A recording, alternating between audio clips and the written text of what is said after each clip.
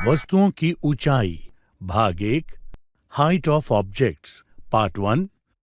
आज हम अलग अलग लंबाई की वस्तुओं की तुलना करेंगे और तुलना के आधार पर वस्तुओं की लंबाई का अनुमान लगाने की कोशिश करेंगे। क्या देख रहे हो पापा? अभी गांव गया था, तब बहुत दिनों के बाद मैंने और तुम्हारे चाचा ने पतंग उड़ाई। उसी समय तुम्हारी मम्मी ने हमारी फोटो ले ली। उसी फोटो को आज फ्रेम करवा कर लाया हूँ। देखो कितनी अच्छी फोटो आई है। दिखाइए। फोटो तो सच में बहुत अच्छी है। इस फोटो में आप और चाचा दोनों अच्छे लग रहे हैं और आपकी पतंग भी बहुत ऊंची उड़ रही है। इस फोटो में यह जो पेड़ आप देख रहे हो, इसे तुम्हारे बाबा जी ने लगाया था। देखो अब कितना ऊंचा हो गया है। और देखिए, इस फोटो में एक हवाई जहाज भी आ गया है। हाँ, बहुत छोटा दिखाई दे रहा है। इसका मतलब ये बहुत ऊंचाई पर उड़ रहा होगा। इस फोटो में तो बहुत सी ऊंची ऊंची वस्तुएं आ गई हैं। देखिए, सबसे ज्यादा ऊंचाई पर हवाई जहाज है। उससे कम ऊंचाई पर पतंग उड़ रही है। उससे कम ऊंचाई का पेड़ है और सबसे कम ऊंचाई इस घर की है। हाँ, मैंने तो इन 4 चीजों पर गौर ही नहीं किया था।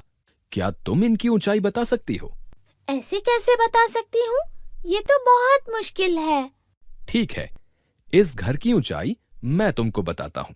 इस घर की ऊंचाई लगभग 4 मीटर है। अब तुम इस पेड़ की ऊंचाई का अनुमान लगाने की कोशिश करो। यह पेड़ तो इस घर से 3 गुना बड़ा लग रहा है। इसका मतलब ये लगभग 12 मीटर लंबा होगा। आपने सही अंदाजा लगाया है वंदना। ठीक ऐसे ही आप इस पतंग के बारे में भी अंदाज लगा सकती हो। इसका मतलब इसकी ऊंचाई लगभग 14 मीटर होगी। नहीं वंदना, पतंग को ध्यान से देखिए। ये पतंग सिर्फ ऊंचाई पर ही नहीं है, बल्कि जहां हम खड़े हैं वहां से दूरी पर भी है। इसलिए यह पेड़ से बहुत ज्यादा ऊंचाई पर होने के बावजूद कम ऊंचाई पर लग रही है। ऊंचाई पर भी है और दूरी पर भी? इसका क्या मतलब हुआ? मैं समझाता हूं। इस फोटो को साइड से लिया गया है। अगर इसी फोटो को सामने से भी लिया जाता तो फोटो कुछ इस तरह आती।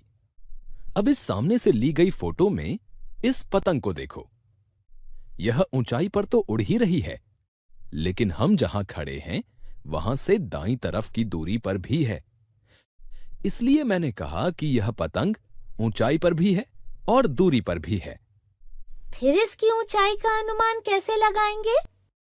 जब वस्तुएं ऊपर भी हों और हमसे दूर भी हों, तब उनकी ऊंचाई का अंदाजा लगाना आसान नहीं होता। जैसे इस हवाई जहाज की ऊंचाई का अंदाजा लगाना आसान नहीं है, क्योंकि यह पतंग की तुलना में ज्यादा ऊंचाई पर भी है और हमसे ज्यादा दूरी पर भी। इस फोटो में देखकर ऐसा लगेगा जैसे ये सिर्फ 15 मीटर की ऊंचाई पर उड़ रहा है, लेकिन इस हवाई जहाज को देखकर ऐसा लग रहा है जैसे इसने कुछ देर पहले ही उड़ान भरी है। तो यह लगभग 1 किलोमीटर की दूरी पर होगा। मतलब 1000 मीटर की ऊंचाई पर? हाँ। ये तो इस पेड़ से बहुत ऊंचा हो गया, पर फोटो में देखकर ऐसा लग रहा है जैसे यह पास में ही है।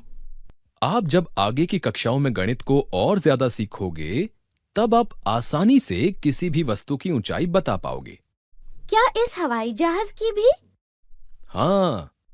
पर इनकी ऊंचाई का पता लगाना जरूरी ही क्यों है? कई बार चीजों की दूरी, ऊंचाई इत्यादि पता लगाना बहुत जरूरी होता है। जैसे युद्ध के समय दुश्मन के हवाई जहाज की सही ऊंचाई पता लगाना जरूरी होता है। हवाई जहाजों को भी सही तरह से चलाने के लिए उनकी जमीन से सही ऊंचाई पता लगाना जरूरी होता है। इसका मतलब मुझे गणित को बहुत अच्छे से सीखना चाहिए। हाँ। आज आपने सीखा कि यदि हमें एक वस्तु की ऊंचाई पता हो तो हम उससे तुलना करके दूसरी वस्तु की ऊंचाई पता लगा सकते हैं। यदि वस्तु पास पास में ना हो तो एक वस्तु की लंबाई पता होने पर भी दूसरी वस्तु की लंबाई का अंदाजा लगाना आसान नहीं होता।